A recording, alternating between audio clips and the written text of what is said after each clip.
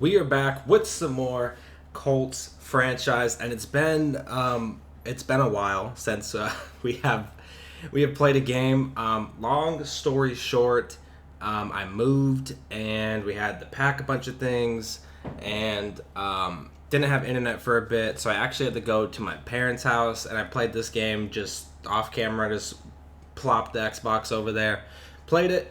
So all this episode is going to be is recapping week 8, what happened, how it went down, and then week 9 will just be a normal video. Playing Madden. It's just a normal game. But week 8, we took on the Detroit Lions. The Tennessee Titans are 5-2 right now. He's on a rampage. So those week 10 and 12 games are going to be very important for us to secure the division here.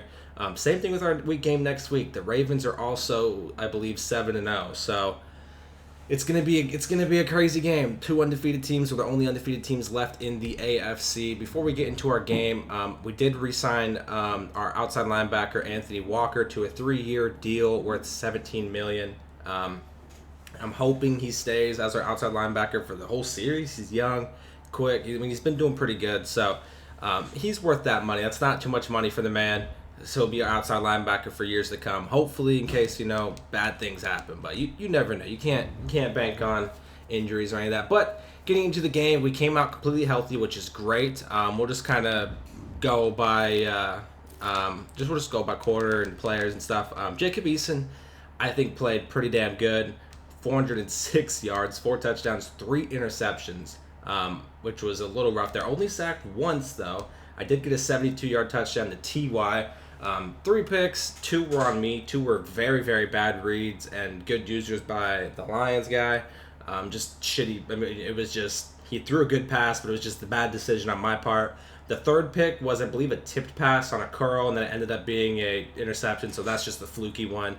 Other than that, Jacob played amazing, I thought. I thought Jacob was out here slinging it, being a monster. Jonathan Taylor just doing what he does, just grinding. 25 carries, 157 yards, 6.3 per carry, and 2 touchdowns. He started off a little slow, but once we got into the game, he really started eating, and especially later on in the game when I was up and just chewing clock and stuff. That's when he's at his best, when we're up and can chill and stuff. And look at this, Michael Pittman.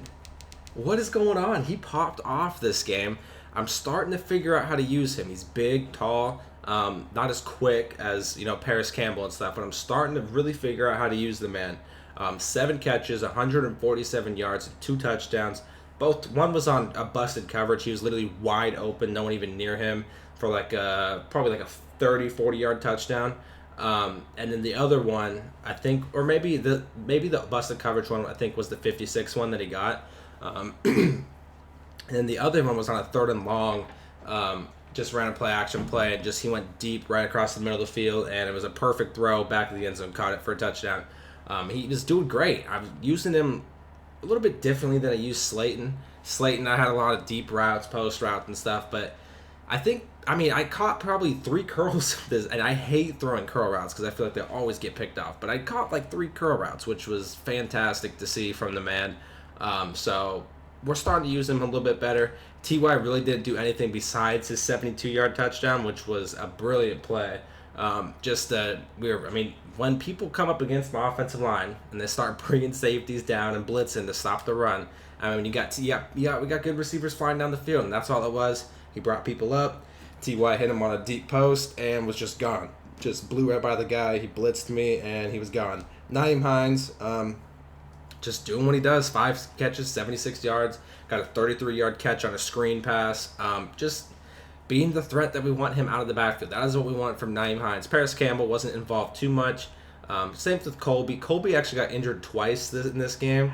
He had a 24-yard catch, which was nice. Then he got hurt on that. He was able to return, but I told him not to. And then on another play where 3 tight ends come in, he got hurt blocking and was able to come back from that too. And luckily we got through the game without him getting further injured, because this is my project tight end. This is the project tight end. Once Jack Doyle's done, I want this man to be just a monster receiving tight end. That's the plan. So good thing he's staying healthy and stuff. And I'm really excited to see this, because I had big expectations for the man going into the game or into the season, and he really hasn't lived up to the hype. But this was a great game, and I believe the game before our bye week. So yeah, back-to-back games, really solid performances from Michael Pittman, which is what we want to see. Um, Defensively, we played okay. I mean, we forced a lot of turnovers to Forrest Buckner, still doing his thing.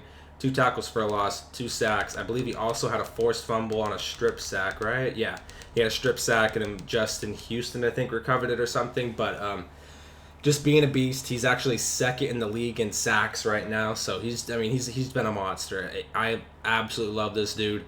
Marvell Tell had dropped 2 interceptions this game. I don't know what it was preseason. This dude's catching everything, looking like a beast. And then when regular season comes around, this man can't catch for shit. He did get roasted once, I think, or maybe twice by Kenny Golladay, which is it's a great receiver. It's gonna happen sometimes. But he's making plays, or almost making plays. He's dropping picks. Xavier Rhodes got a pick.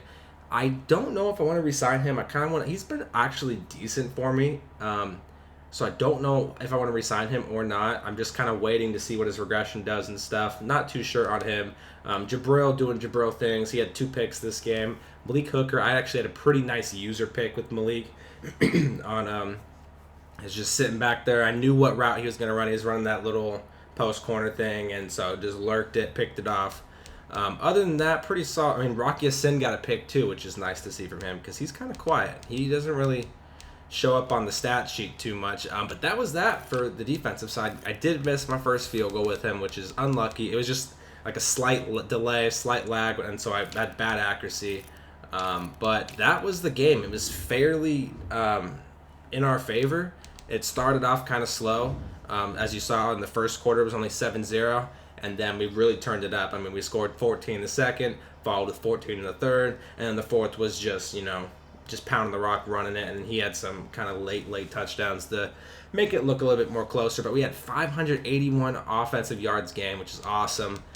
20 first downs converted. I mean, 630 total yards. The turnovers was a little rough. We got to turn that down. Jacob Eason, I believe, he did fumble because I totally spaced on that the slide button got changed. So I tapped X when I scrambled for a first down, and he did a freaking dolphin dive and got trucked. So thank God I didn't get hurt on that. I just forgot that they even, changed that. So that is that. That was the game. 45-21 was the score. I'm sorry I couldn't record it, but this last week's just been crazy with me trying to move and get everything built and set up. But for the most part, we're set up. We're ready to go.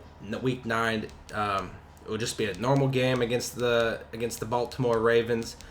So hopefully you guys enjoyed this little recap video, and I'll see you guys in the next one.